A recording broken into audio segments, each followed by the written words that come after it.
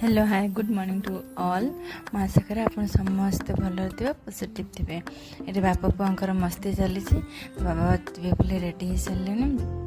बाबा जा पूर्व आदित्य तुम सेव कर सी डगर सहित खेड़ार व्यस्त। बाबा जाऊे देखले वर्षा हो तो पुणी तो बाबा को नहीं छताटा दे आसे तो सी मैंने गलापर आदित्य को मु ब्रश ब्रश करके खावा को देदेली दे सारिकी बर्तमान मु छतुआ खाया बसीगली। काली आदित्यर से छतुआ बनई छतुआर तले जो गुंडा रही जाता से क्षीर कदली देके मांसी छतुआ को खाईदेली।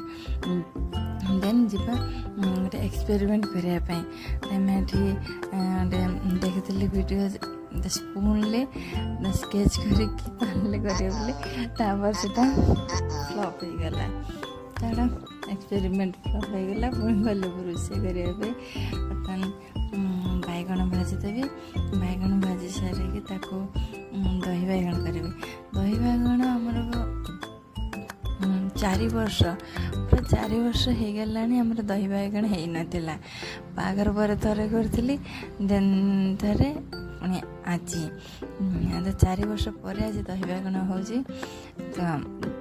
देखा तो बहुत टेम्पटिंग लगुला खावा भी बहुत टेस्टी होता। आपण मैंने एमती थे निश्चय ट्राए करूँ आपण मन निश्चय भल लगे। देन बैगण दही बैगण कर सारापर कलरा भाजीदेली। कलरा भाजी सारापर तापर कौन कर कांकड़ तरकारी करी तो मुझे कांकड़ तरकारी करे मुझे निश्चित आपण मन सेयार करी। दही बैगण मुझे करेनि तो बापा को भल लगे खटा खटा लगे।